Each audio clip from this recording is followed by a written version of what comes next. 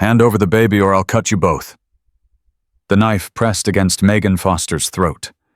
Blood ran down her neck.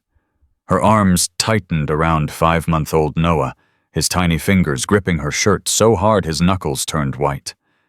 The man's eyes were empty. Dead. Nothing behind them but darkness. Megan looked down at Noah's face. Then she looked up at the monster standing over her. No. One word. One moment. One choice that would bring 800 bikers to their knees. But first, Megan had to survive the next 60 seconds. Before we continue, please subscribe and comment which city you're watching from. This story will change how you see courage forever. Megan Foster had learned to be invisible long before she turned 25. Not physically. She was still there standing behind the pharmacy counter at Walton's Drug on Route 33, counting pills and filling prescriptions.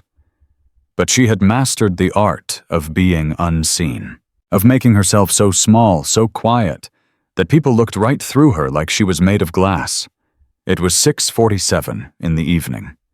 Her shift had started at 6 that morning. 12 hours and 47 minutes of being nobody.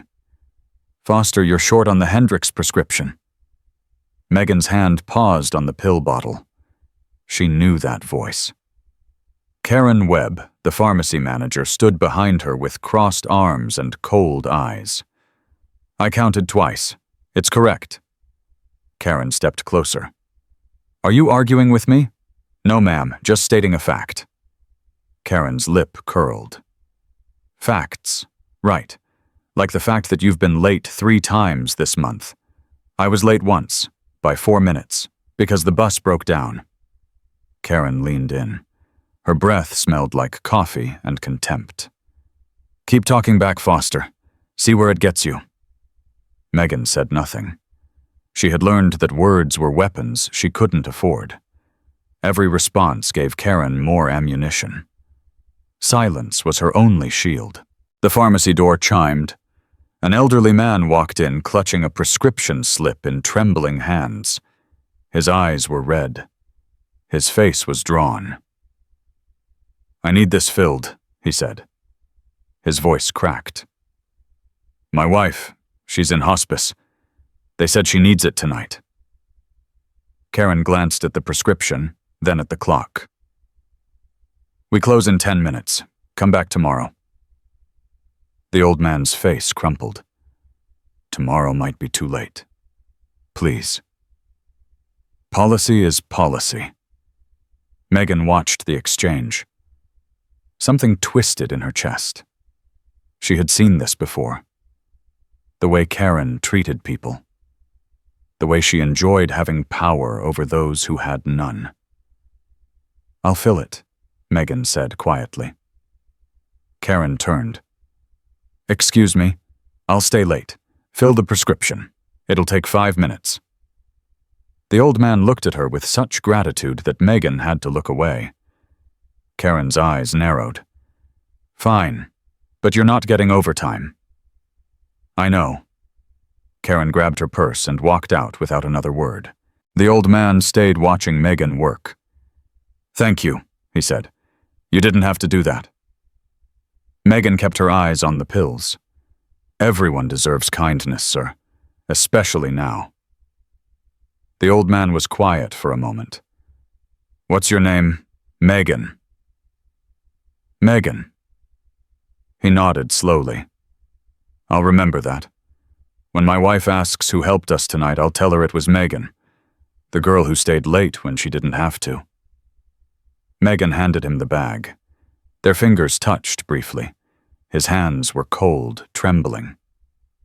Take care of her, Megan said. I will, until the very end. He left. Megan stood alone in the empty pharmacy, surrounded by fluorescent lights and the smell of antiseptic. She thought about the old man's wife, about endings, about all the people in the world suffering in silence while others walked right past them. Her mother called this strength. Megan called it survival. At 7:15, she locked up and started walking home. No car, couldn't afford one. The bus stopped running at 7, and she'd missed it staying late for the old man. The rain started halfway through her walk. Cold, hard, relentless. Megan didn't have an umbrella. She'd left hers at the bus stop 2 weeks ago. Couldn't afford to replace it. She pulled her thin jacket tighter and kept walking.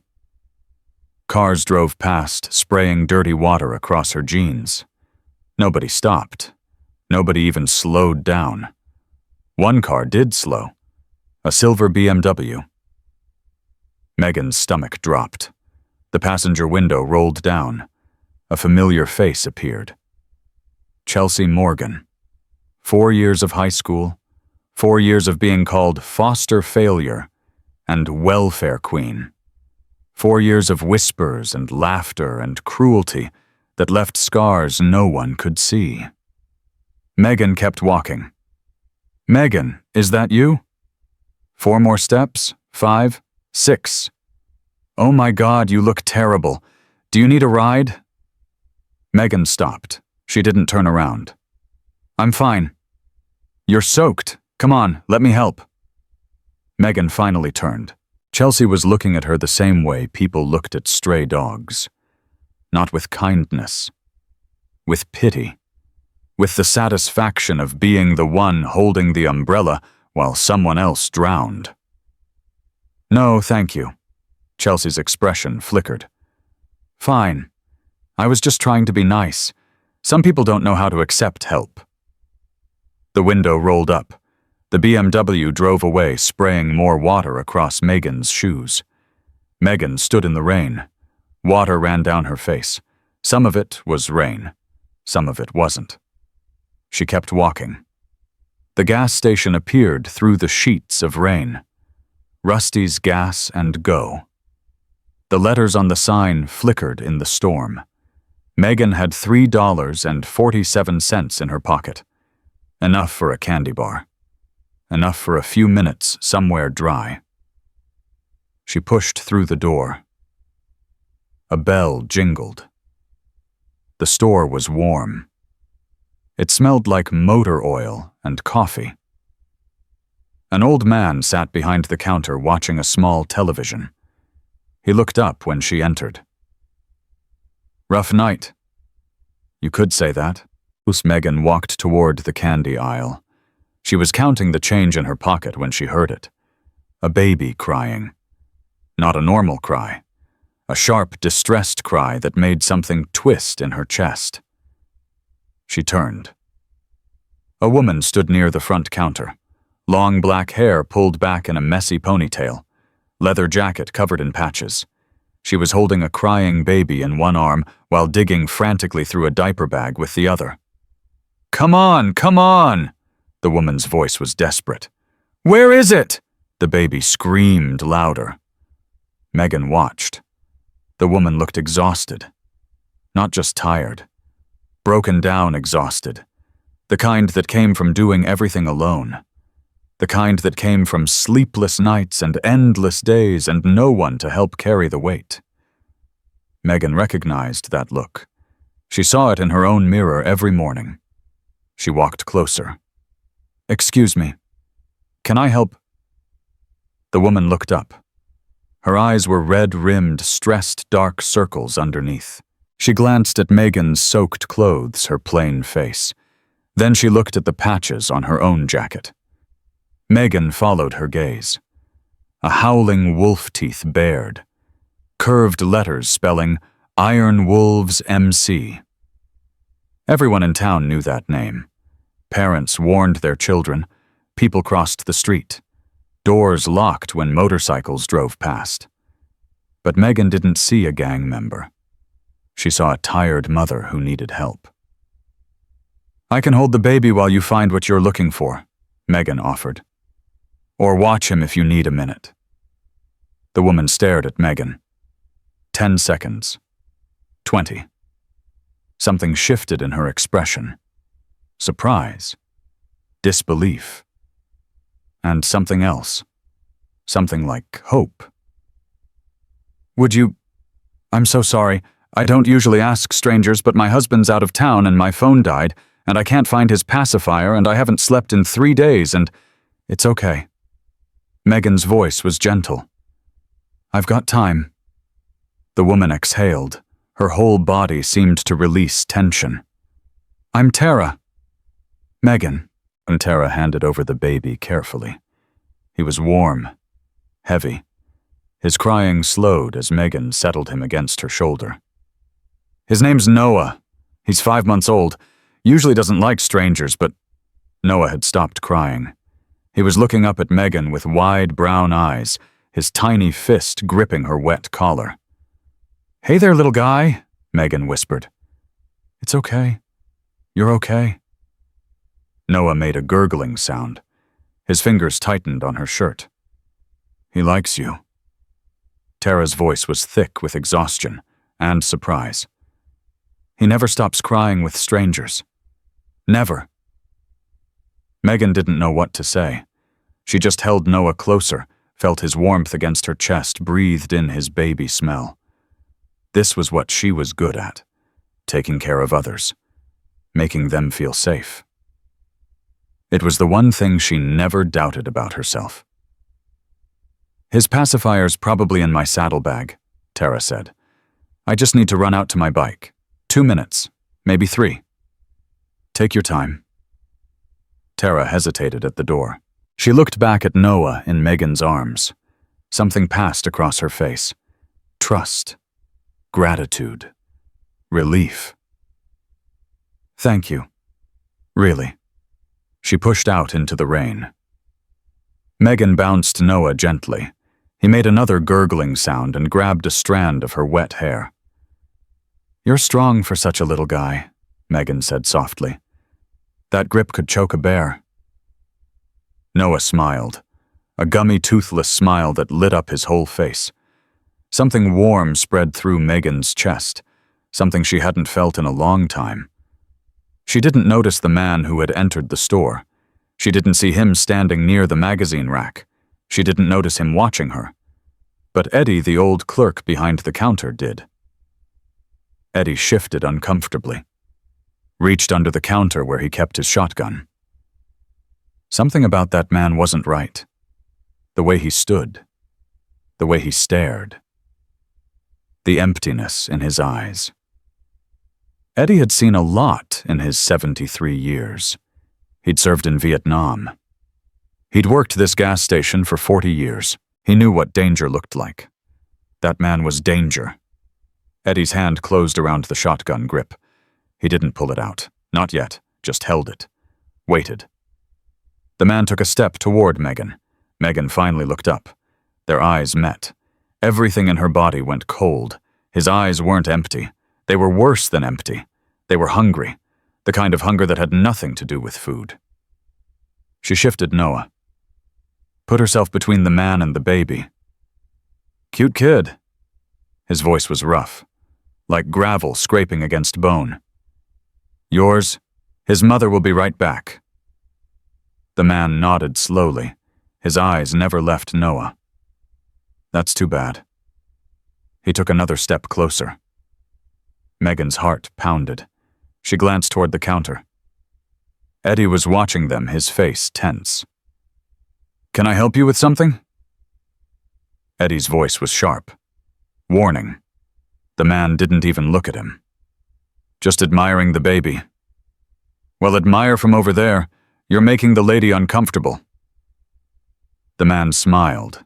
It was the worst smile Megan had ever seen. Empty. Cold. The smile of something that wore human skin but wasn't human underneath. I'm not trying to make anyone uncomfortable.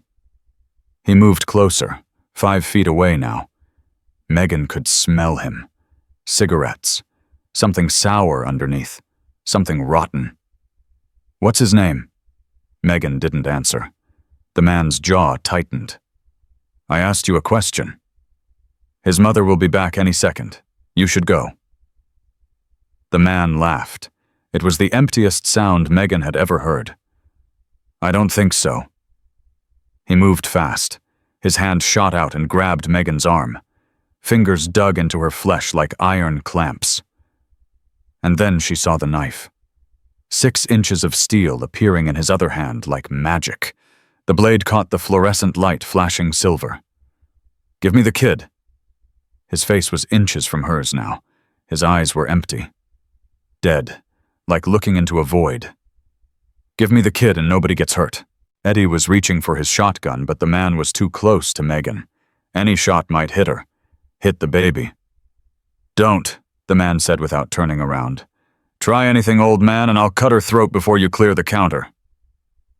Eddie's hand stopped. Megan's mind went blank. Every instinct screamed at her to let go, to give him what he wanted to survive.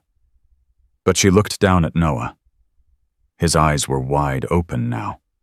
Not crying, not screaming, just looking up at her with complete trust. His tiny fingers gripped her shirt so hard his knuckles were white. He knew. Somehow this 5-month-old baby knew, and he was holding on, trusting her to protect him. Megan heard her father's voice. A memory from 10 years ago when she was 15. The day before his last deployment. The last time she ever saw him. The measure of a person isn't what they do when it's easy, Meg. It's what they do when it's impossible. She looked up at the monster with the knife. "No," and the word came out before she could stop it. The man's grip tightened. "What did you say?" "I said no." Her voice shook, but it didn't break. "You're not taking this baby." Something flickered in those empty eyes. Surprise, confusion. He wasn't used to resistance. His victims always gave up. Always. "You want to die for some stranger's kid?" Megan didn't answer. She just held Noah tighter. The man's face twisted. All pretense of humanity dropped away. He slashed. The knife caught her cheek. Pain exploded across her face. Blood sprayed hot and wet. Megan hunched over Noah, made her body a shield. "Give me the baby." He punched her. The blow snapped her head sideways. Stars exploded across her vision. She tasted blood. She didn't let go. Another punch. Her lips split open. Blood ran down her chin. She didn't let go. Last chance. The knife was at her throat now. She could feel the cold steel against her skin. "Hand over the baby, or I'll kill you both." Megan looked down at Noah. He was crying now, silent tears running down his tiny cheeks. But his fingers never loosened. His grip never wavered. "I'm sorry," she whispered to him. "I'm so sorry." She closed her eyes. "Hey!" The voice cut through the store like thunder. Megan's eyes snapped open. Tara stood in the doorway. Rain poured behind her. In her hand was a heavy chain, and her eyes were the eyes of a mother whose child was in danger. "Get away from my son." The man spun around.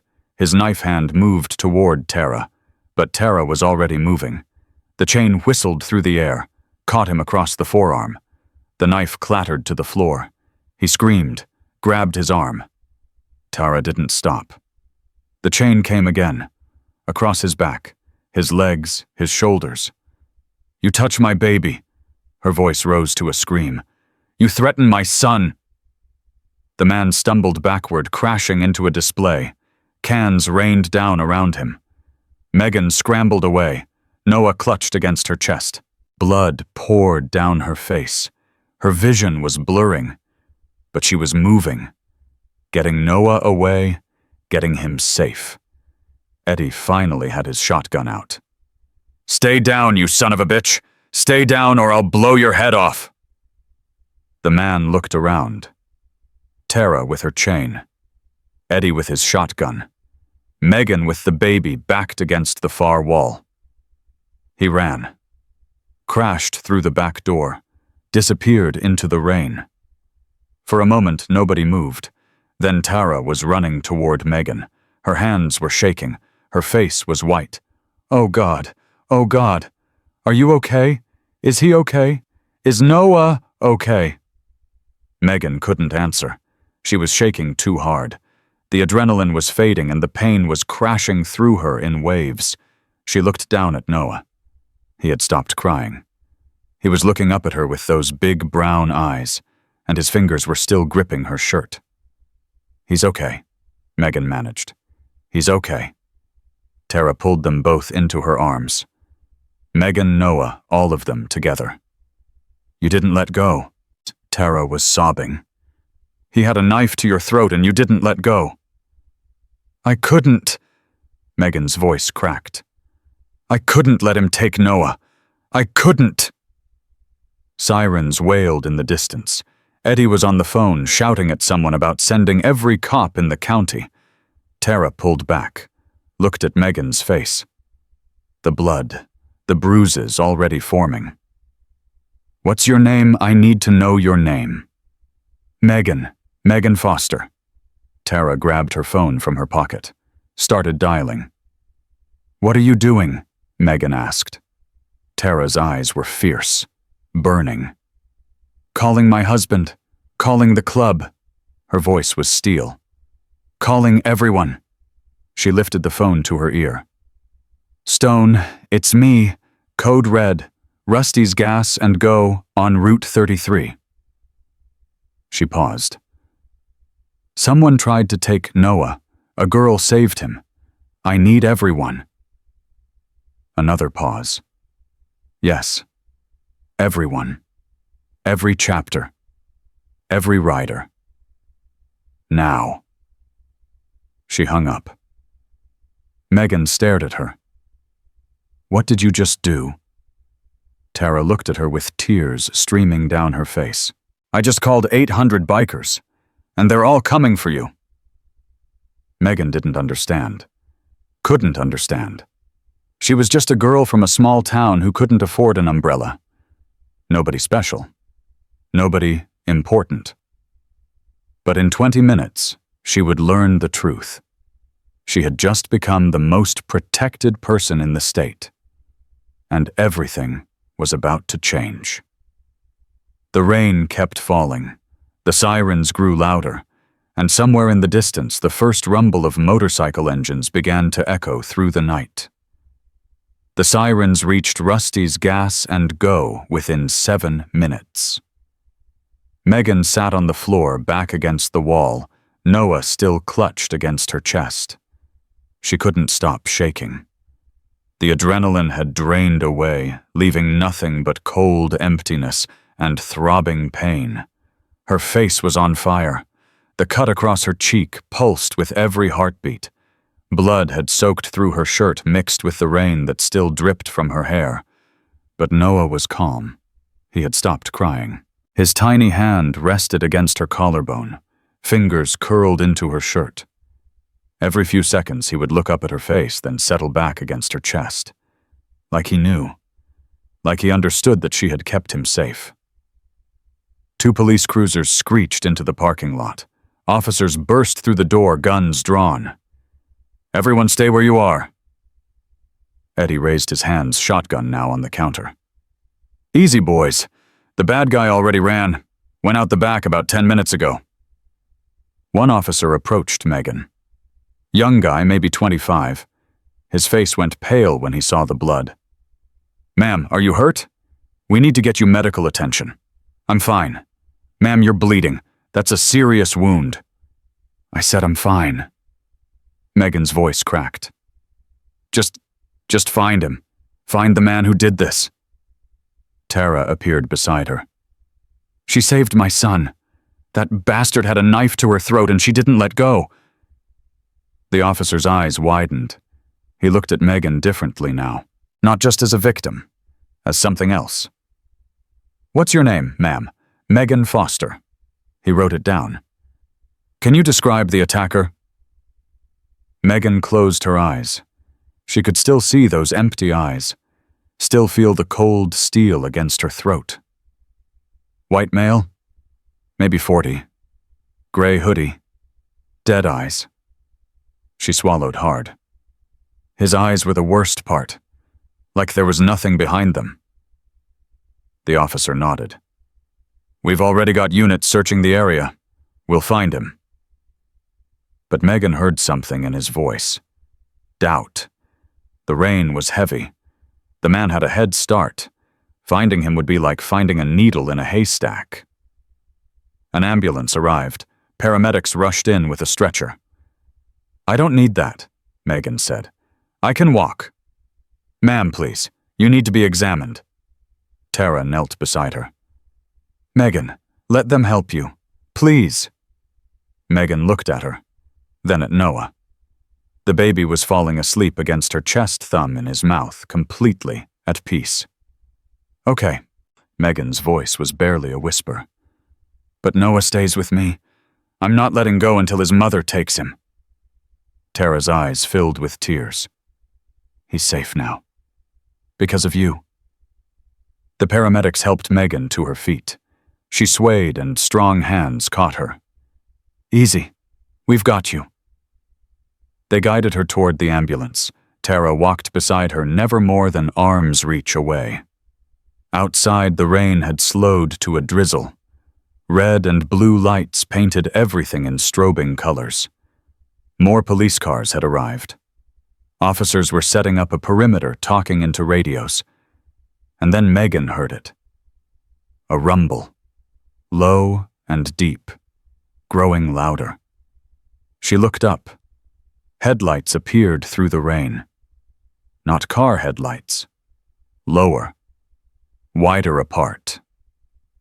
Motorcycles. The first one came around the corner, then another, then 10 more, then 20. They kept coming, 40, 50, 60 motorcycles, engines roaring like thunder, filling the parking lot, the street blocking traffic in both directions. Megan stared. She had never seen anything like it. Men and women climbed off their bikes, all wearing black leather, all wearing the same patch on their backs. The howling wolf with bared teeth. Iron Wolves, MC. They formed a circle around the ambulance, a wall of leather and chrome and hard faces. Tara stepped forward. Her voice carried over the rumble of idling engines. "Where's Stone?" The crowd parted. A man walked through. Massive. 6'4" at least, with shoulders like a mountain. Arms covered in tattoos. Gray beard, close-cropped hair, eyes that had seen things most people couldn't imagine. But those hard eyes were wet with tears. He saw Tara first. Then Noah in Megan's arms. Then the blood on Megan's face. He crossed the distance in 3 strides and pulled Tara into his arms. "Are you okay? Is Noah okay?" "We're okay." Tara was crying now. "Because of her." Stone turned, looked at Megan. Their eyes met. Megan saw something shift in his face. The hard mask cracked. Underneath was raw emotion, gratitude, awe. Something like reverence. He walked toward her slowly. The crowd was silent. Even the police officers had stopped moving, watching this giant of a man approach the bloody, battered girl holding his son. Stone stopped 3 feet away. His eyes moved over her face. The cut. The bruises. The blood. "You protected my son." It wasn't a question. "Yes." "He had a knife to your throat." "Yes." "And you didn't let go." Megan's voice cracked. "I couldn't. I looked at Noah's face and I couldn't let that monster take him. I couldn't." Stone stared at her for a long moment. Then he dropped to his knees. The president of the Iron Wolves.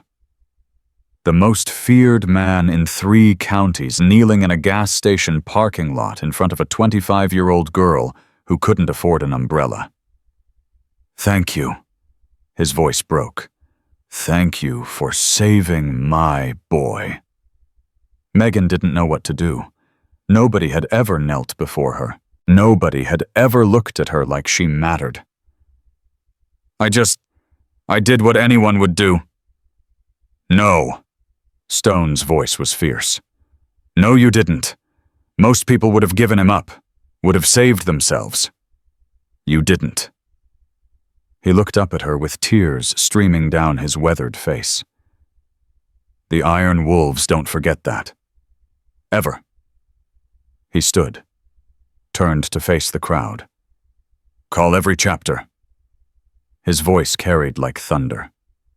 Every member. Clubhouse. Tonight.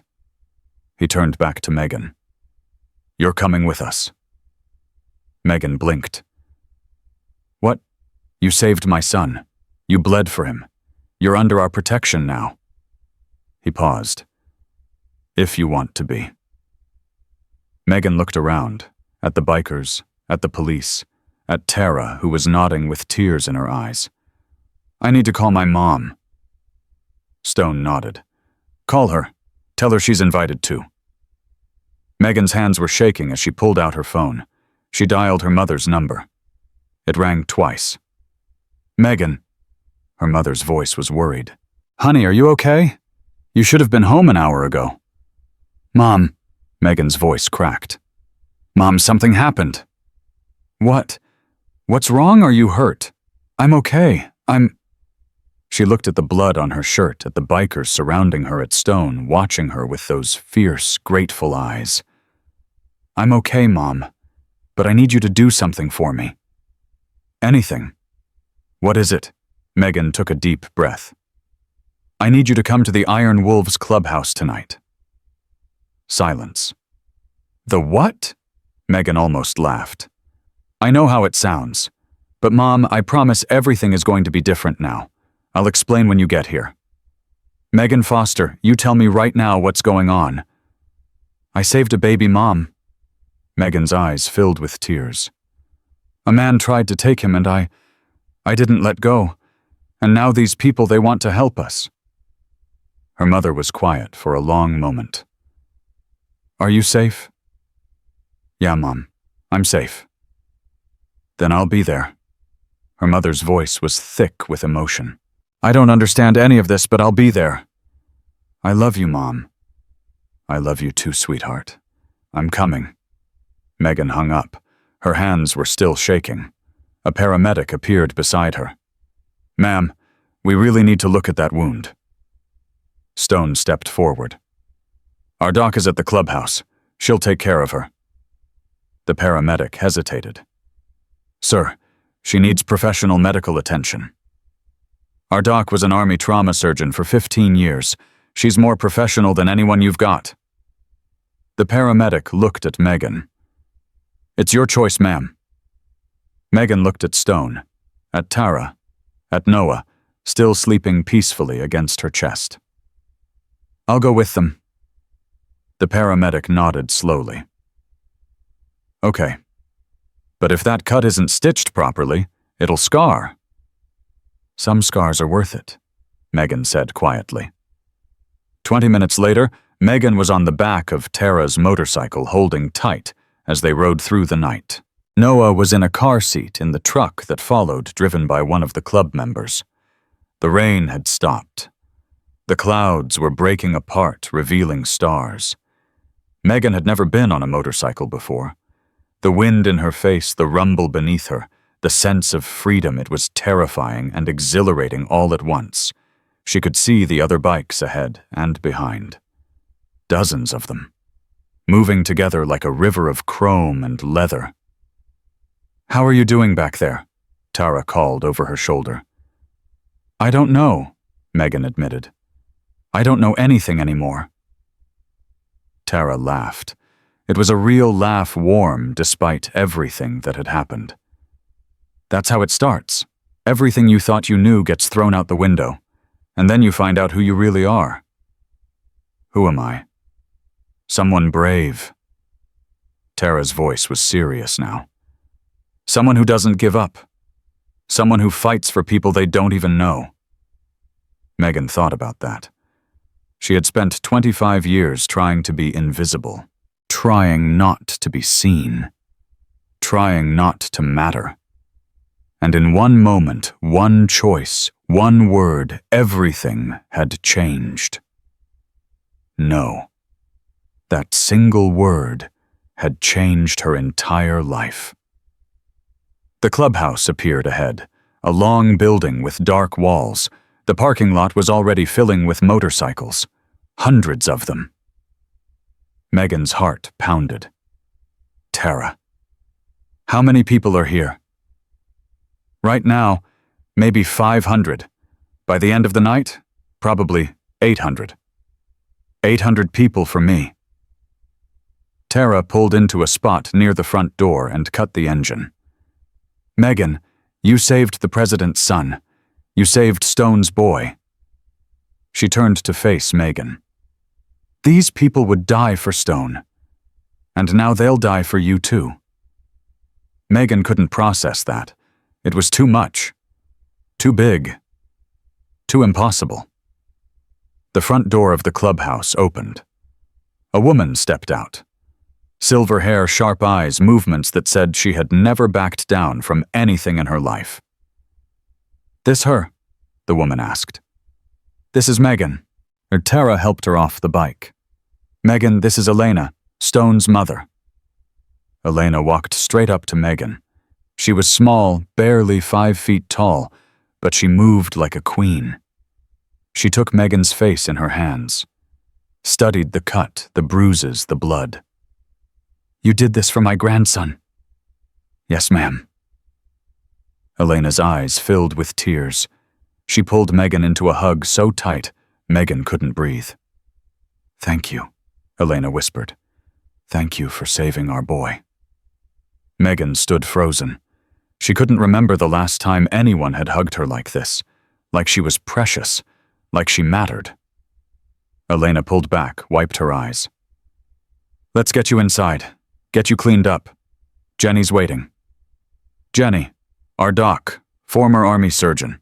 She'll fix that cut so it won't scar. Megan touched her cheek. The blood had dried now, pulling at her skin. Some scars are worth it.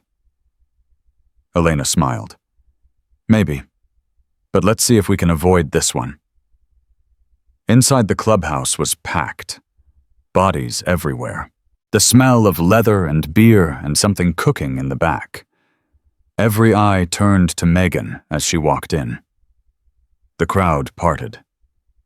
Whispers rippled through the room. That's her. That's the girl who saved Noah. She fought off a kidnapper by herself. Stone said she wouldn't let go, even with a knife at her throat. Megan kept her eyes forward. She wasn't used to being seen, wasn't used to people looking at her with anything other than pity or contempt. But these people weren't looking at her with pity. They were looking at her with respect. Elena led her to a back room. Clean, simple. A couch, a table, medical supplies laid out neatly. A woman in her 50s stood up when they entered. Short gray hair, steady hands, eyes that had seen a lot of blood in their time. Sit down, Jenny said. Let me look at you. Megan sat. Jenny tilted her face toward the light, examining the cut. Clean slice, sharp knife. He knew what he was doing. What do you mean? Jenny's jaw tightened. This wasn't random, honey. This cut was meant to scare you into compliance. Hurt you without killing you. This man has done this before. Megan's blood went cold. Done this before? Jenny nodded. She started cleaning the wound, her touch gentle, despite her rough appearance. I've seen cuts like this on trafficking victims. It's a technique. Hurt them just enough to break their will. Trafficking. The word hung in the air like poison. Jenny looked at her. You didn't know. Know what? The door opened. Stone walked in with another man. Older, weathered badge clipped to his belt. Megan. Stone said, This is Detective Frank Reeves. He's worked missing children cases for 30 years. He needs to talk to you. Detective Reeves stepped forward. His face was grim. Miss Foster, the man who attacked you tonight. We've identified him. Megan's hands started shaking. Who is he? His name is Victor Marsh. Reeves paused. He's wanted in 6 states for kidnapping. He's part of a child trafficking ring that's been operating for over a decade. The room was silent. Child trafficking, Megan's voice came out strangled. 4 babies have been taken in the past 3 years. All of them fit a profile.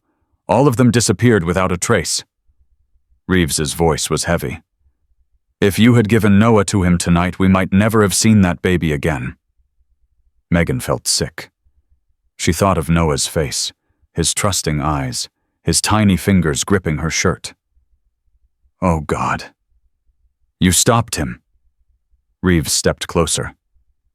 You stopped one of the most wanted child traffickers in the country. Do you understand that? Megan shook her head. I couldn't let him take Noah. I didn't know. You didn't need to know. Stone's voice was fierce. You saw a monster trying to take a child and you said no. That's all that matters. Jenny finished cleaning the wound and picked up a needle. This is going to sting. Megan barely felt it. Her mind was spinning. Child trafficking.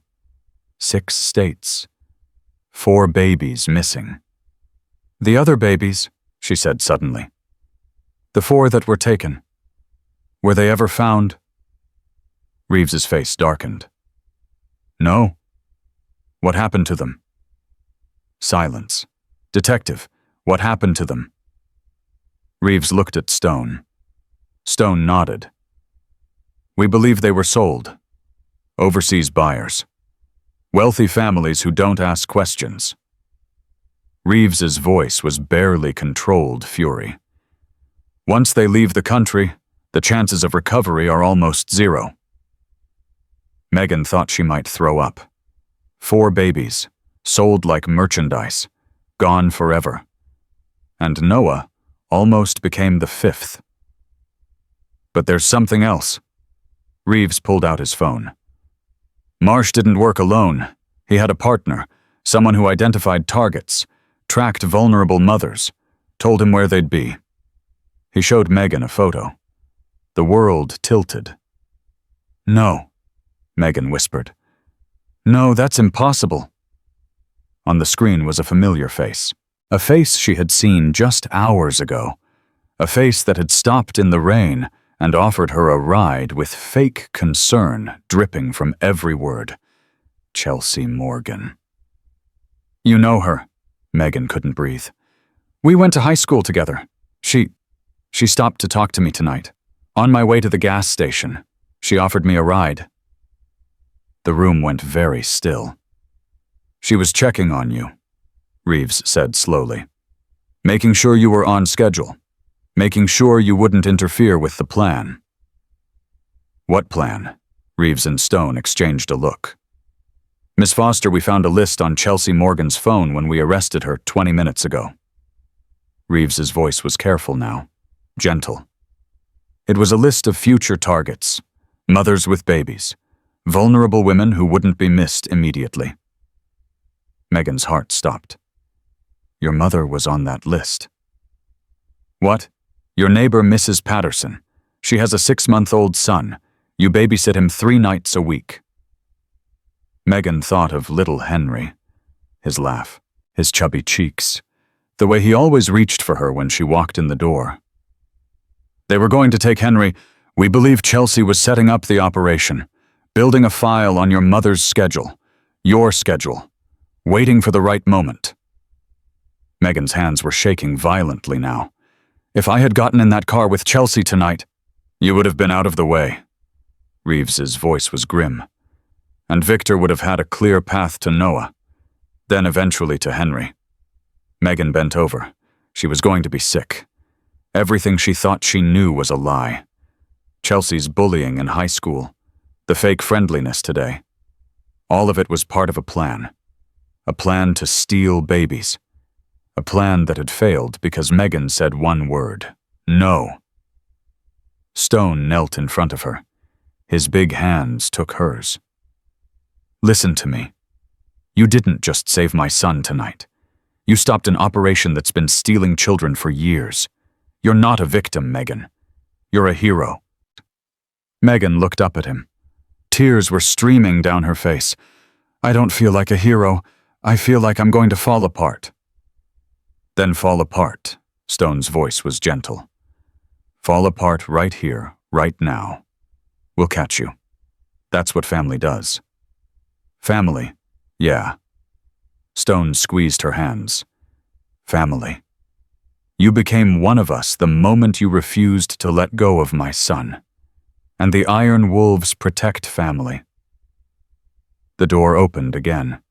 Megan's mother stood in the doorway. Her face was pale. Her eyes were wide. Megan. Mom. Diane Foster crossed the room in 3 steps and pulled her daughter into her arms. Oh, my baby, my brave, stupid, wonderful baby. Megan broke.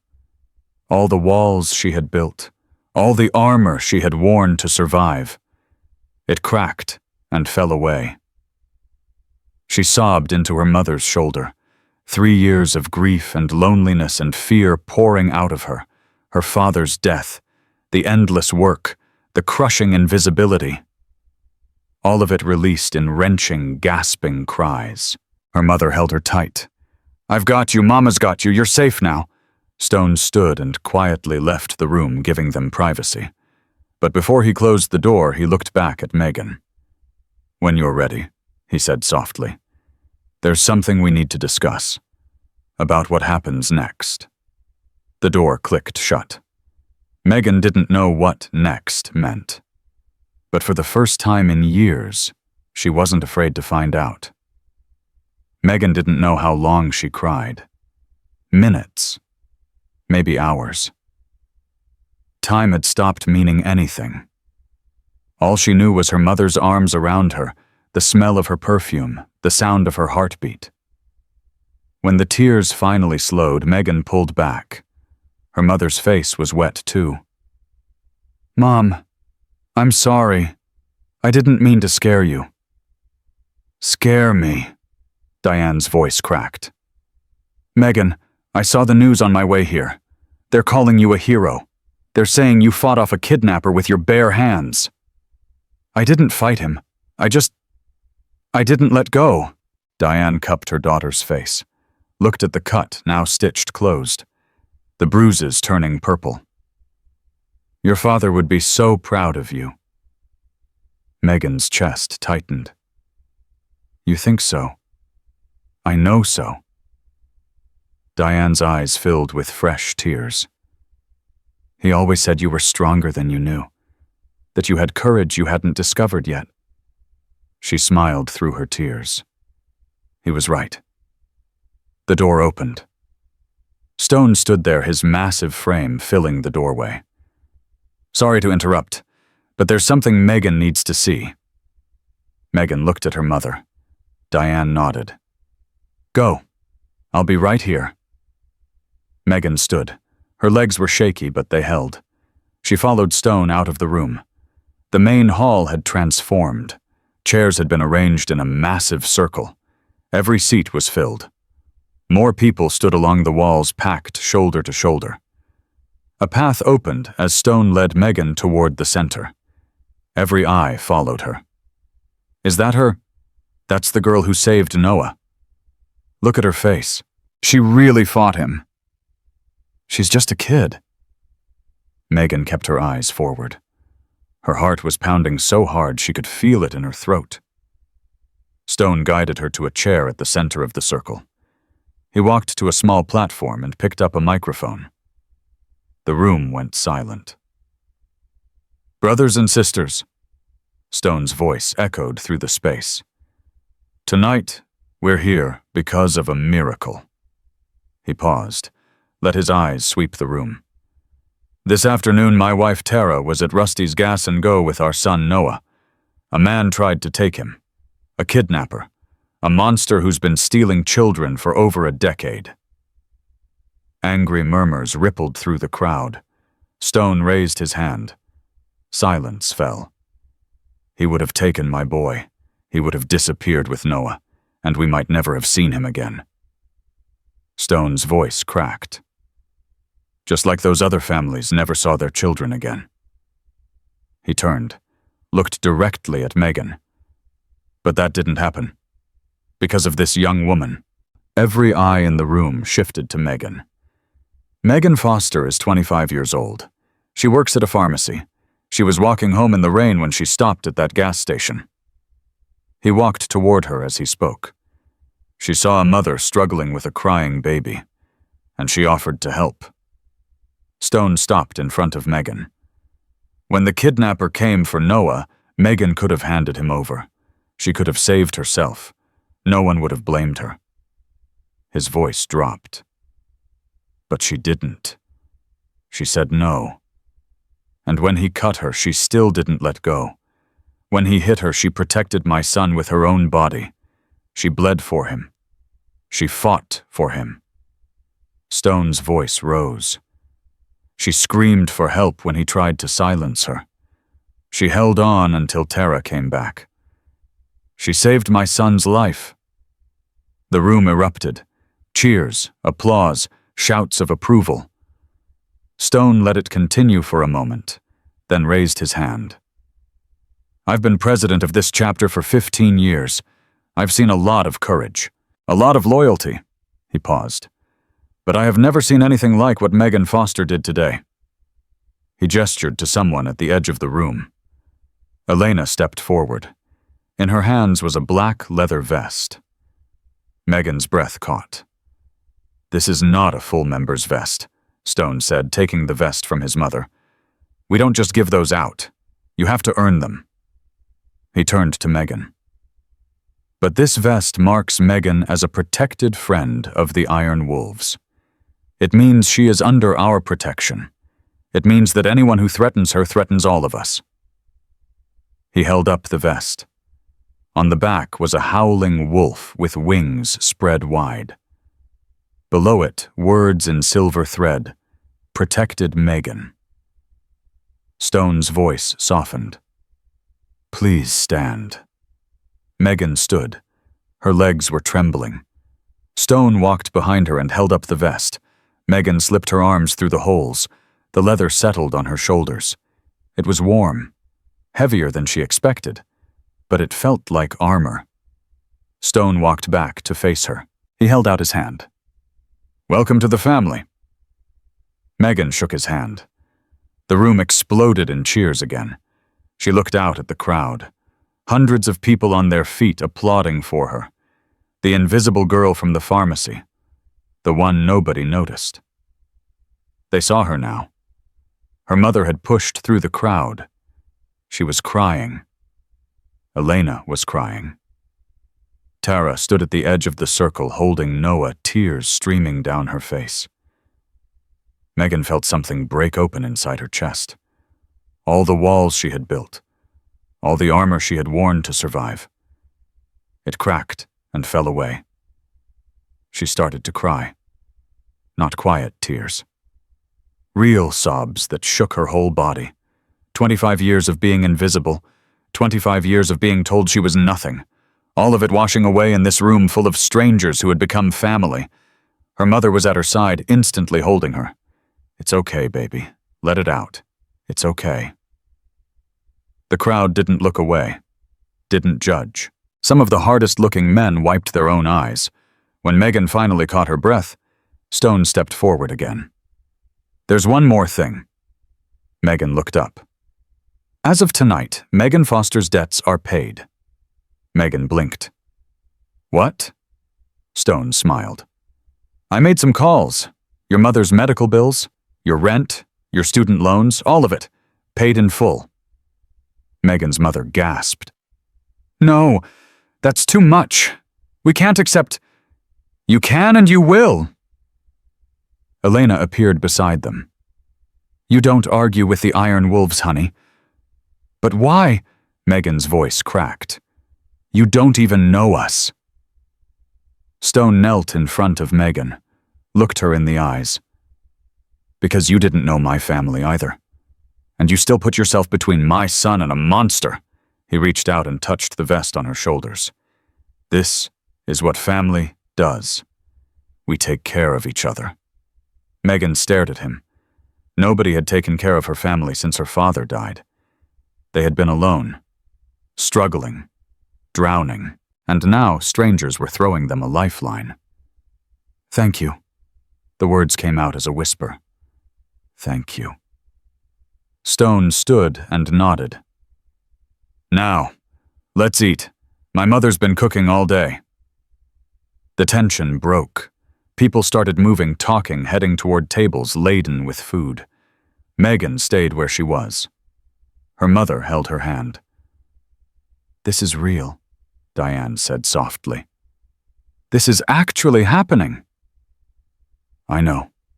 Megan touched the leather vest on her shoulders. "I can't believe it either." Tara approached them with Noah in her arms. The baby was awake now, looking around with curious eyes. "He wants to see you," Tara said. Megan held out her arms. Tara placed Noah in them. The baby looked up at Megan's face, reached out and touched her bruised cheek with his tiny hand. "Hey, little guy," Megan whispered. "Remember me?" Noah smiled, that same gummy, toothless smile from the gas station. "He remembers," Tara said. "He knows you saved him."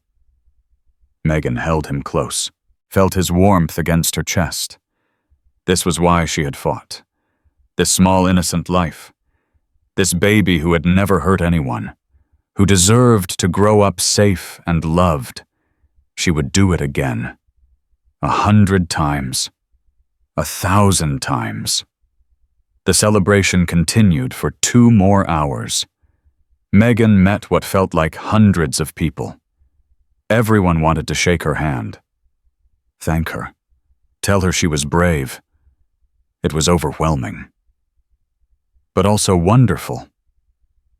At 11 o'clock, Stone approached her.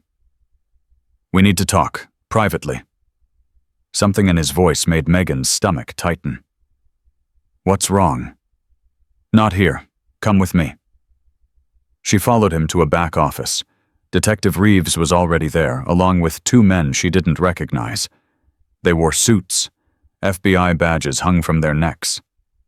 "Sit down, Megan," Reeves said gently. She sat. Her heart was racing. "What's going on?" Reeves looked at Stone. Stone nodded.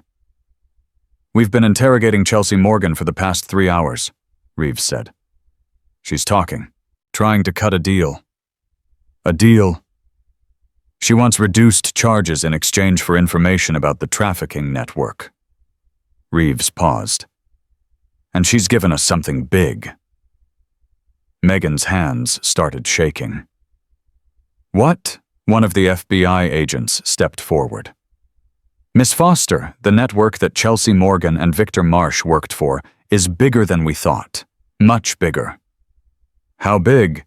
12 spotters across 6 states, buyers in 8 countries, over 30 children taken in the past decade.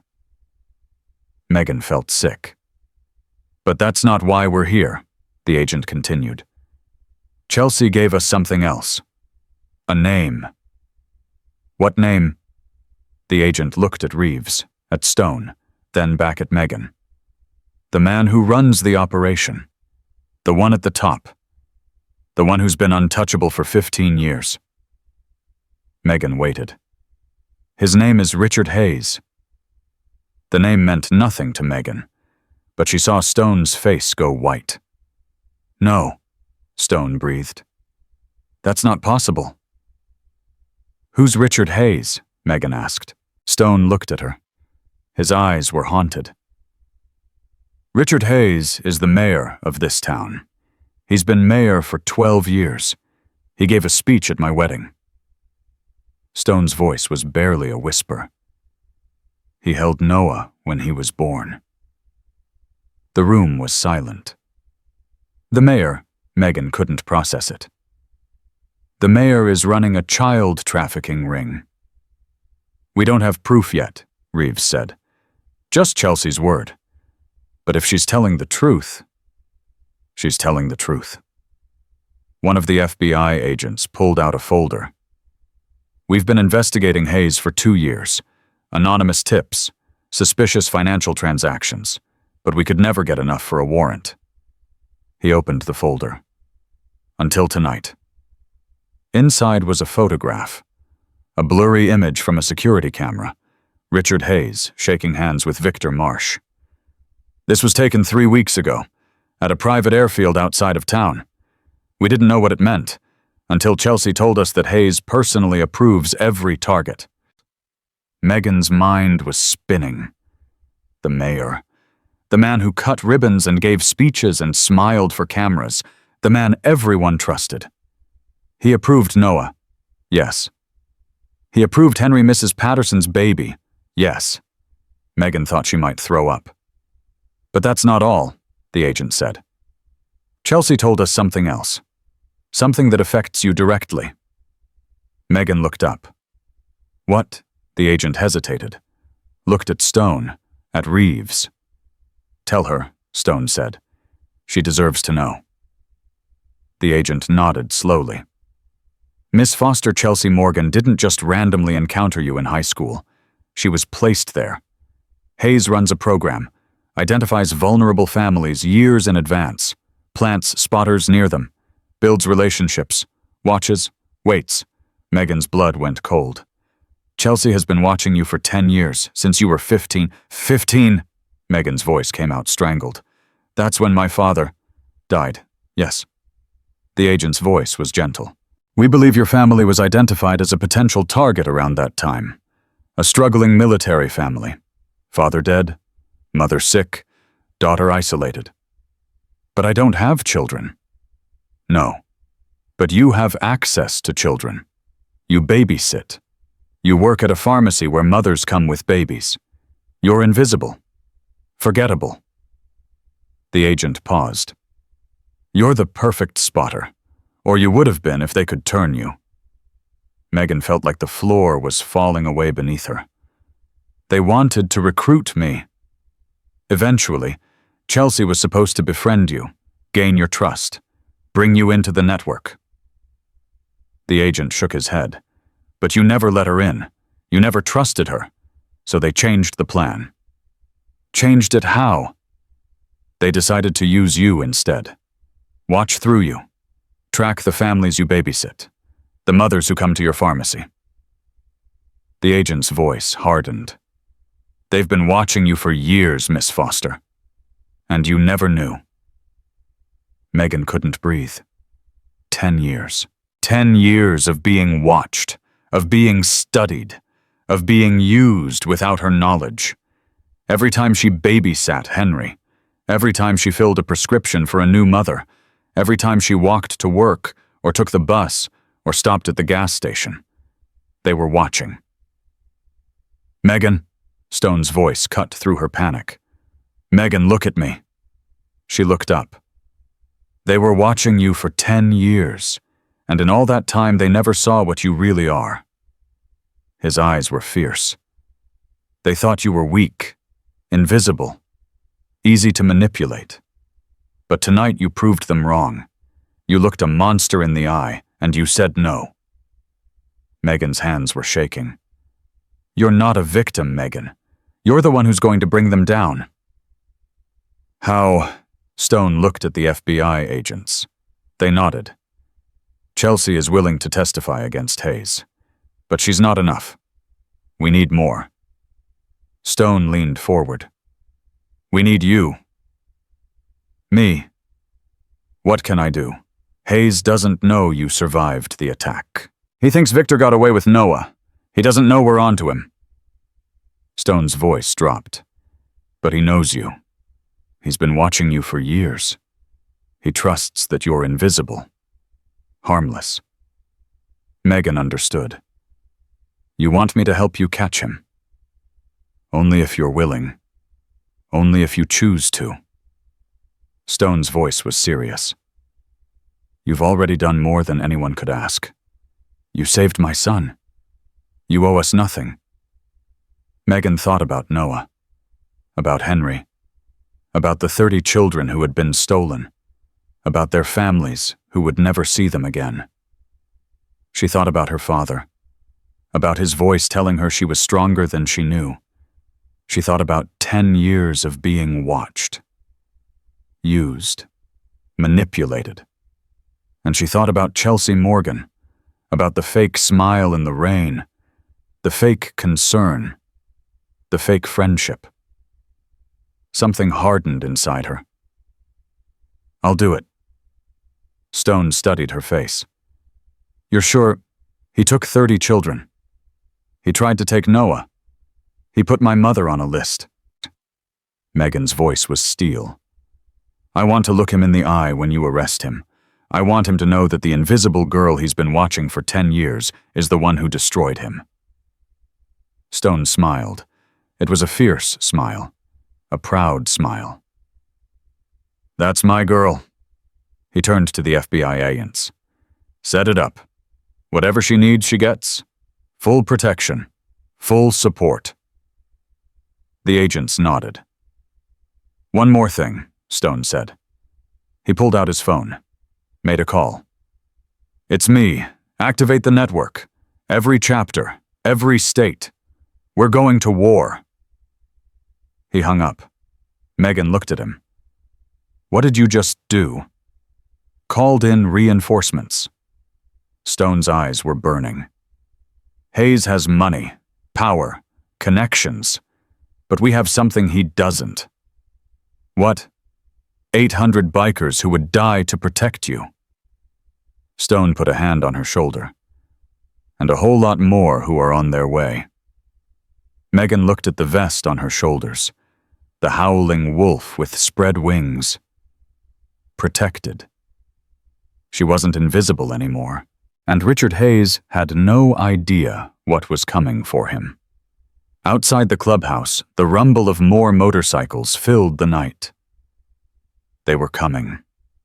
From every state, every chapter, every corner of the country, coming for Megan, coming for Noah, coming for every child who had ever been stolen, and God help anyone who stood in their way. 3 days passed, 3 days of planning, 3 days of phone calls and meetings and FBI agents coming and going at all hours, 3 days of Megan learning things about the world she wished she had never known. The trafficking network was bigger than anyone imagined. 32 children stolen over 12 years, sold to buyers in Russia, China, Saudi Arabia, Brazil. Rich families who wanted babies and didn't ask questions. Some paid $500,000, some paid more. Megan read the files until she couldn't read anymore, until the faces of the missing children haunted her dreams. A 3-month-old girl from Texas. Gone. Twin boys from Florida. Gone. A 6-month-old from Michigan named Sophie. Taken from her crib while her mother slept in the next room. Gone. All of them gone. All of them sold. All of them lost. And Richard Hayes had approved every single one. On the 4th morning, Stone found Megan in the clubhouse kitchen. She was sitting alone, staring at a cup of coffee that had gone cold hours ago. "You haven't slept," he said. "Neither have you." Stone sat across from her. His face was haggard, dark circles under his eyes. He had been coordinating with chapters across the country building an army. "The FBI wants to move tonight," he said. Megan looked up. "Tonight, Hayes is hosting a fundraiser at his mansion. Black tie, 300 guests. Half the politicians in the state." Stone's jaw tightened. And according to Chelsea, he's scheduled a meeting afterward, with buyers. Buyers, 2 men flying in from overseas. They're shopping for merchandise. Megan's stomach turned. Children. They're shopping for children. The FBI intercepted communications. Hayes has 3 children lined up for sale. Stone paused. "They're being held at a location we don't know yet. If we don't find them before the sale..." They're gone forever. Yes.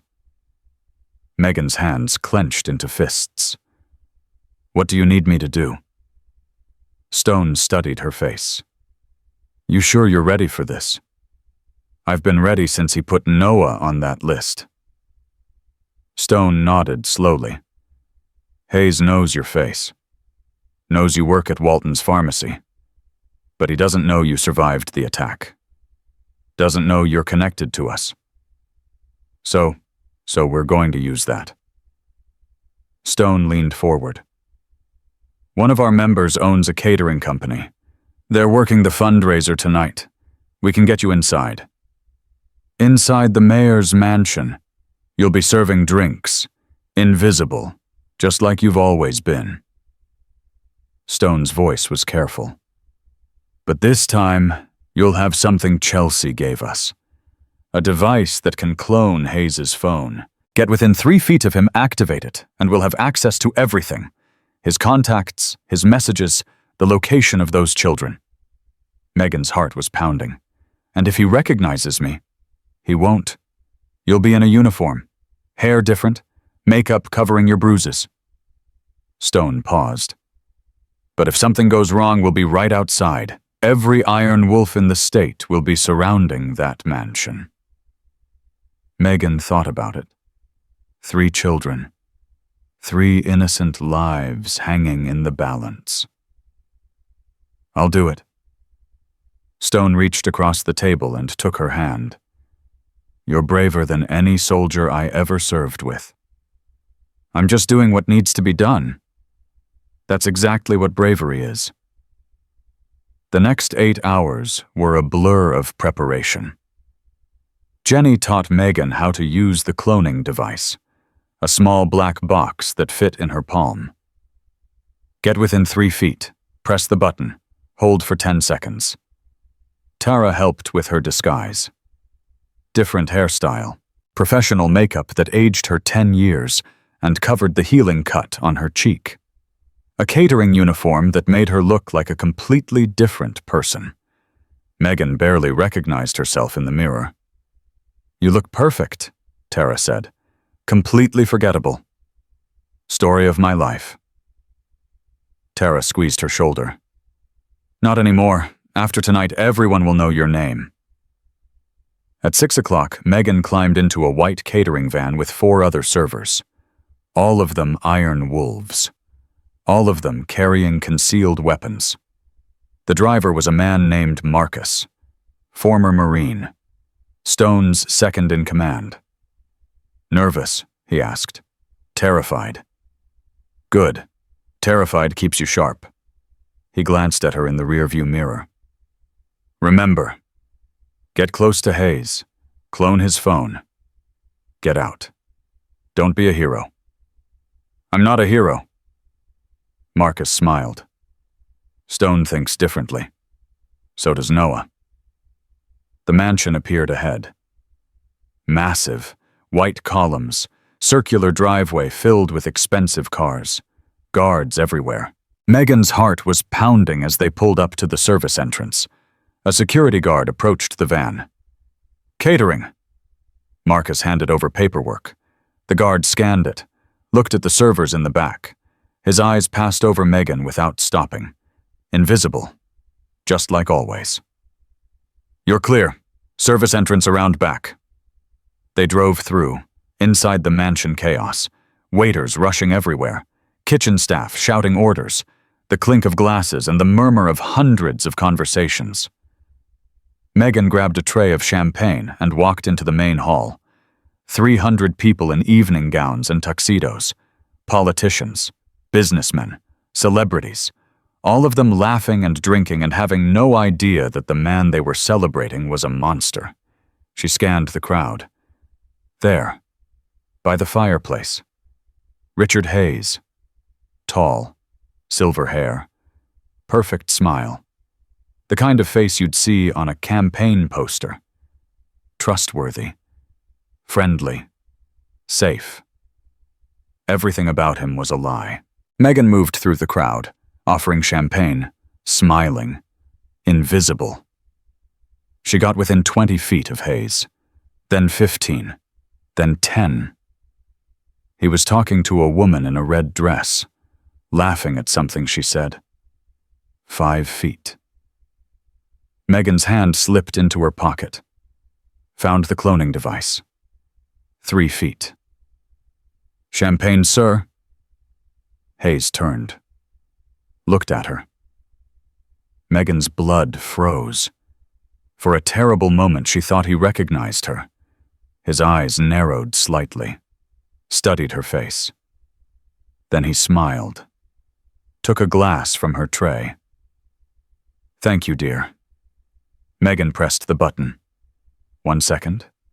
2. 3. Hayes turned back to the woman in red. 4. 5. 6. Megan's hand was sweating. 7. 8. 9. Excuse me. A voice behind her. Male. Sharp. 10. She pulled the device from her pocket and slipped it back into her uniform. Yes. A man in a dark suit was staring at her. Security. Earpiece visible. Hand near his hip. I need to see your ID. Megan's heart stopped. Of course, and she reached for this fake ID in her pocket, handed it over. The man studied it, looked at her face, back at the ID. You're new. First night. Megan kept her voice steady. They called me in last minute. The man's eyes narrowed. Behind him, she saw Marcus across the room. His hand had moved to his jacket. Ready. Please wait here, the security man said. I need to verify this. He turned and walked toward a side room. Marcus caught her eye, tilted his head toward the door. Get out. Now. Megan set down her tray, started walking. Not running. Walking. Calm. Normal. She was 10 feet from the service entrance when she heard it. Stop that woman! She ran, burst through the door into the kitchen. Servers shouted. Pans clattered. Behind her footsteps. Multiple. Marcus appeared beside her. This way, go! They sprinted through the back corridor, out a service door, into the night. The white van was already moving. Sliding door open. Megan dove inside, Marcus behind her. The door slammed shut. The van accelerated. Behind them, guards poured out of the mansion, shouting, pointing. But they were already gone. Megan lay on the floor of the van, gasping for breath. Did you get it? Marcus demanded. Did you clone his phone? Megan pulled the device from her pocket. The small screen glowed green. I got it. Marcus grabbed a laptop, connected the device, typed furiously. Come on! Come on! Data streamed across the screen. Messages, contacts, emails. Oh my God, Marcus breathed. What? What is it? He turned the laptop toward her. A map. 3 dots blinking. That's them. The 3 children. That's where they're being held. Megan stared at the screen. An abandoned warehouse on the outskirts of town. 20 minutes away. We have to go, now. Marcus was already on the phone. Stone, we have the location. Sending coordinates now. He paused. Yes, she's fine. She's incredible. He hung up. Stone's mobilizing everyone. FBI is 5 minutes behind us. But the children, I know. Marcus's face was grim. That's why we're not waiting. The van changed direction, accelerating. 15 minutes later, they pulled up to the warehouse. Dark, quiet. No visible guards. But there were vehicles. 3 black SUVs parked near a loading dock. "Someone's here," Marcus said quietly. The rumble of motorcycles filled the air, dozens of them converging from every direction. Stone pulled up beside the van. His face was carved from granite. "What do we know? 3 children inside, at least 6 hostiles." Marcus checked his weapon. "FBI is 10 minutes out." "We can't wait 10 minutes." "I know." Stone looked at Megan. "You stay here." "No." "Megan, I started this. I'm finishing it." Her voice was steel. "Those children are in there because of a man who's been watching me for 10 years. I'm not hiding in a van while you save them." Stone studied her face. Then he nodded. "Stay behind me. Don't do anything stupid." "I already did something stupid. I said no to a kidnapper." Stone almost smiled. "Yeah, and thank God you did." They moved. 50 bikers, silent as shadows surrounding the warehouse, every exit covered. Stone kicked in the front door. Chaos. Men scrambling for weapons. Shouts. Gunfire. Megan stayed low. Her ears were ringing. Her heart was pounding so hard she could feel it in her teeth. Stone moved like a force of nature. Precise. Deadly. Years of military training in every movement. 3 men down in the first room. "Clear move." They pushed deeper into the warehouse. A door. Locked. Megan could hear crying behind it. Children crying. Stone shot the lock. Kicked the door open. 3 cribs. 3 babies. All of them screaming. And standing over them, a gun raised, was Victor Marsh. Megan's blood turned to ice. His face was bruised from Tara's chain. His eyes were even emptier than before. "Don't move." His voice was calm. Too calm. "Don't move or I start shooting." Everyone froze. Victor's gun was pointed at the middle crib. A baby girl, maybe 4 months old, screaming at the top of her lungs. "Put your weapons down. All of you." Stone's jaw tightened. "You're surrounded. There's no way out." "I don't need a way out."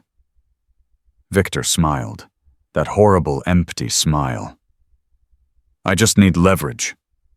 His finger tightened on the trigger. "Wait." Megan stepped forward. "Megan, no." Stone grabbed for her, but she was already moving. Walking toward Victor. Hands raised. "You remember me," she said quietly. "The girl from the gas station. The one who wouldn't give you Noah." Victor's eyes flickered. Recognition. "You." His lip curled. "You cost me everything." "I know." Megan kept walking. Slowly. "And I'm sorry. You're sorry. I'm sorry you had such an empty life that stealing children seemed like a good idea." Her voice was steady. "I'm sorry nobody ever loved you enough to show you what family really means." Victor stared at her. "What the hell are you doing? I'm giving you a choice." She stopped 3 feet from him. "You can shoot that baby, and then these men will kill you, and you'll die knowing that you destroyed one more innocent life for nothing." She took another step. "Or you can put the gun down, and I'll make sure you get a fair trial. And maybe somewhere down the line you'll find whatever it is you've been looking for." Victor's hand was shaking now. "You don't know anything about me." "I know you weren't born a monster." Megan's voice cracked. "Nobody is. Something made you this way. Something broke you. And I'm sorry for that too." Tears were streaming down Victor's face. "They'll kill me anyway. Hayes will have me killed in prison." "Hayes is going to prison tonight." Megan took one more step. "His phone is cloned. We have everything. Every message, every transaction, every crime. He's done." Victor's gun hand dropped an inch. It's over, Megan whispered. You don't have to hurt anyone else. Just put the gun down. For a long, terrible moment, nothing happened. Then Victor's shoulders slumped. The gun clattered to the floor. Stone was on him instantly, pinning him down, cuffs clicking into place. But Megan wasn't watching. She was moving to the cribs, picking up the screaming baby girl, holding her close. It's okay. Megan's voice broke. You're safe now. You're safe. The baby's cries slowly quieted. Her tiny fingers gripped Megan's shirt. Just like Noah. The FBI arrived 7 minutes later. Hayes was arrested at his mansion, still in his tuxedo, still surrounded by 300 guests. The footage went viral within hours, the mayor being led away in handcuffs while his supporters watched in shock. Chelsea Morgan's testimony, combined with the cloned phone data, was enough for multiple federal indictments. Hayes, Victor, and 15 others were charged with trafficking, kidnapping, and conspiracy. The 3 children from the warehouse were identified within hours. Their families were contacted. The reunions happened the next morning. Megan watched from a distance as parents held their babies for the first time in weeks, months. One mother collapsed to her knees, couldn't stop screaming her daughter's name. One father just stood there crying silently, holding his son like he would never let go again. The third family, young parents barely older than Megan, both fell apart completely. They held their twins and sobbed until they couldn't breathe. Stone found Megan standing alone, tears streaming down her face. You did this, he said quietly. You brought them home. It's not enough. Megan's voice was hollow. There are still 29 others out there, 29 children who were never found. Stone was quiet for a moment. Then we find them. Megan looked at him. How? Hayes' phone has 15 years of data. Contacts, locations, buyers. Stone's eyes were fierce. We've got the roadmap. Now we follow it. The FBI has their hands full with Hayes, and they're bound by jurisdictions, laws, borders. Stone paused. We're not. Megan understood what he was saying. You want to go after the others. I want to bring every stolen child home. Stone put a hand on her shoulder. And I want you to help me do it. Megan looked at the families, at the babies in their parents' arms. She thought about Sophie, the 6-month-old taken from Michigan, the one who would be 5 years old now. She thought about all the parents still waiting, still hoping, still dying inside every single day. Yes, she said. I'm in. Stone smiled. It was a fierce, proud smile. Then let's get to work. Megan looked up at the sky. The sun was rising.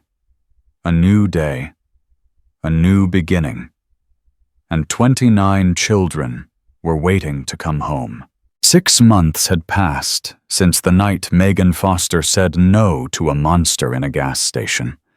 6 months since her life split in two, before and after, invisible and seen. The Foster Foundation had grown beyond anything Megan imagined. She had named it after her father. The man who taught her that courage wasn't about not being afraid. It was about being afraid and fighting anyway. They had recovered 14 missing children, 14 families made whole again, 14 miracles that started with one word. But today wasn't about the foundation. Today was about Noah's first birthday.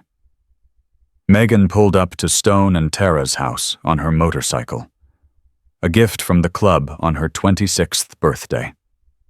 Elena had taught her to ride 4 months ago. "You're not a real friend of the Iron Wolves until you can ride," Elena had said. "Now get on that bike and stop being scared." Megan wasn't scared anymore. Not of motorcycles. Not of much of anything. She grabbed the wrapped present from her saddlebag and walked toward the front door. It burst open before she reached it. "Megan, Lily." Noah's 3-year-old cousin came running down the steps. You came! Megan caught her and swung her around. "Of course I came. I promised, didn't I? Mama said you might be busy saving babies." "I'm never too busy for Noah's birthday." Lily grabbed her hand and dragged her inside. The house was packed. Bikers everywhere, kids running between legs, the smell of barbecue and birthday cake. Tara appeared from the kitchen, Noah on her hip. He was walking now. 14 months old and into everything. "Megan." Tara's face lit up. She pulled her into a one-armed hug. "I'm so glad you could make it. Wouldn't miss it for the world." Noah saw Megan. His whole face changed. He reached out with grabby hands bouncing in his mother's arms. Meg. Megan's heart melted. He had learned her name 3 months ago. It was one of his first words. She took him from Tara. He immediately grabbed a fistful of her hair and laughed. "Still doing that, huh?" "He only does it to people he loves," Tara said. Megan held him close, breathed in his baby shampoo smell, felt his warmth against her chest. This child she had saved. This child who had saved her right back. Stone walked over, wiping his hands on an apron. Pink fabric covered in cartoon unicorns. "Nice apron," Megan said. Lily picked it out. "It suits you," Stone grinned. "Watch it, Foster. I can still take you." Megan laughed. She had changed so much in 6 months. She could joke with the president of the Iron Wolves like he was family, because he was. The party was loud and chaotic and wonderful. Megan sat with Elena and watched the children play. "You look happy," Elena observed. "I am happy." "Good. It's a good look on you." Elena squeezed her hand. "Your father would be proud." Megan's chest tightened. "You think so?" "I know so." Elena's eyes were fierce. "You've done more in 6 months than most people do in a lifetime. 14 children home, 14 families healed, and you're just getting started." Megan watched Noah toddle across the yard chasing a ball that was almost as big as he was. "There are still 15 more out there. 15 children we haven't found. And you will find them." Elena's voice was certain. "One at a time. One family at a time." The party continued. Cake was cut. Presents were opened. Noah smashed frosting into his hair and laughed like it was the funniest thing in the world. At 7 o'clock, Megan's phone buzzed. Detective Reeves. Her stomach tightened. Reeves only called when something important happened. She stepped away from the crowd and answered. "Reeves, what's going on?" "We found her." Megan's heart stopped. "Found who?" "Sophie Mitchell, the 6-month-old taken from Michigan 5 years ago." Megan couldn't breathe. Sophie, the first name on her list. The child she had been searching for since day one. Where? Dubai. Living with a wealthy family who bought her through Hayes' network. Reeves paused. "She's alive, Megan. She's healthy. She doesn't remember anything, of course. She was so young when she was taken." Megan's eyes filled with tears. "Can we get her back?" "It's complicated. International jurisdiction, diplomatic channels."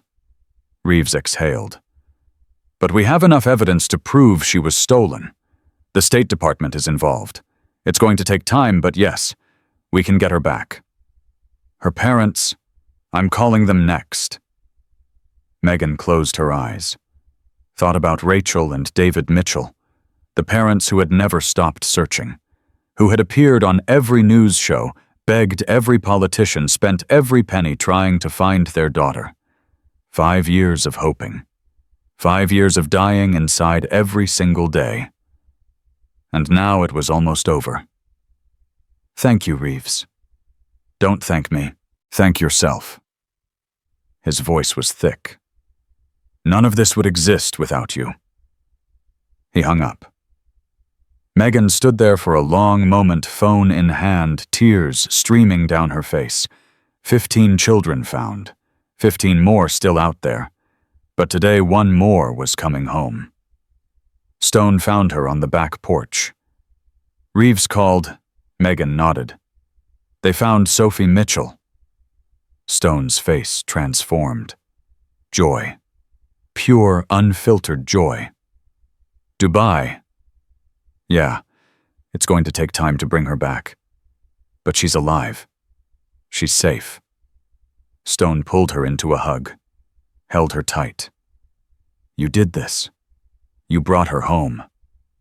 A lot of people brought her home. But you started it. He pulled back, looked at her with fierce pride.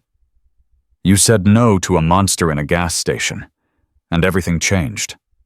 3 weeks later, Megan stood at Detroit Metro Airport. Gate 17. The Mitchell family was there. Rachel and David, grandparents, aunts, uncles, everyone who had been waiting 5 years for this moment. A plane had landed 30 minutes ago. Diplomatic escorts, child welfare officers, and one little girl who had been stolen as a baby and was finally coming home. Rachel Mitchell hadn't moved since they arrived. She stood like a statue clutching a photograph of Sophie as a baby, the last picture ever taken before she disappeared. David held his wife's hand. His face was pale. His eyes were red. 5 years of hoping. 5 years of praying. 5 years of not knowing if their daughter was alive or dead. And now she was walking through those doors. The security checkpoint opened. A woman in a blue suit appeared first. State Department official. Behind her 2 child welfare officers. And between them holding one of their hands was a little girl. 5 years old now.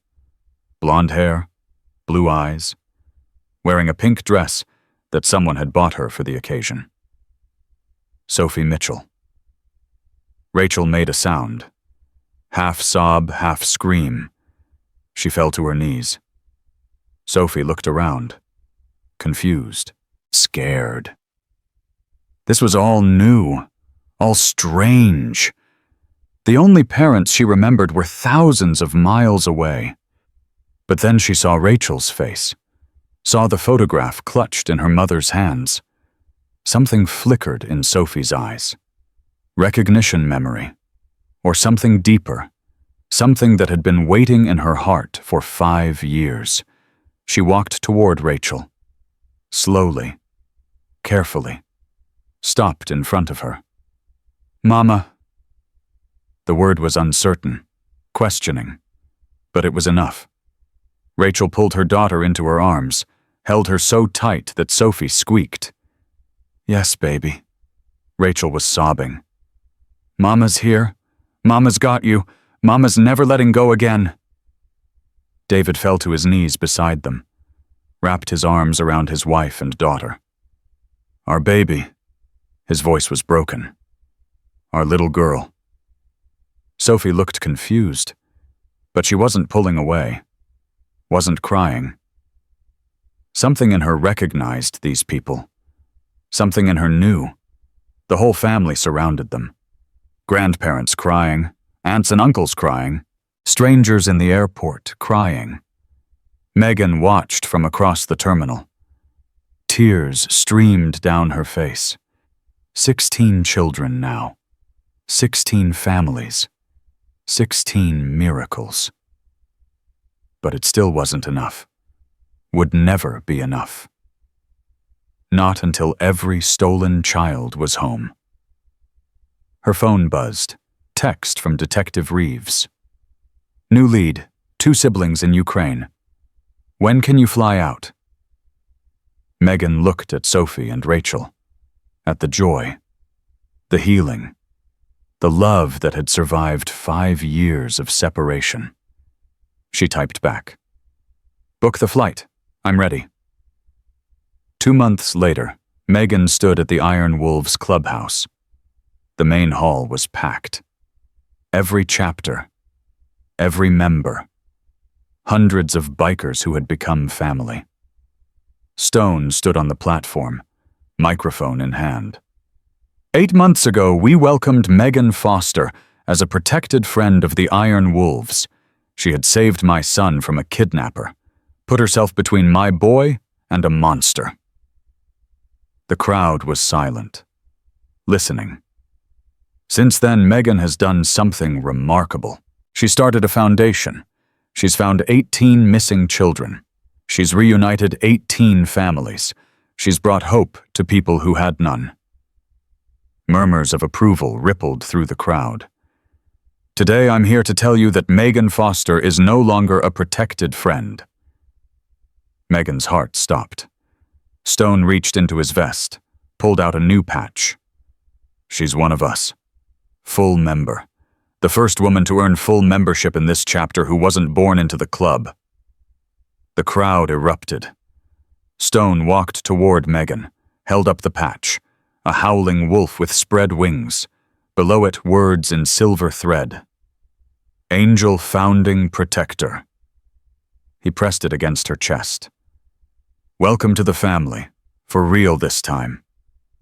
Megan couldn't speak. Tears poured down her face. One by one, members came forward, shook her hand, hugged her, welcomed her. Her mother was there. Crying, Elena was crying. Tara and Stone and Noah, who was clapping his tiny hands even though he didn't understand what was happening.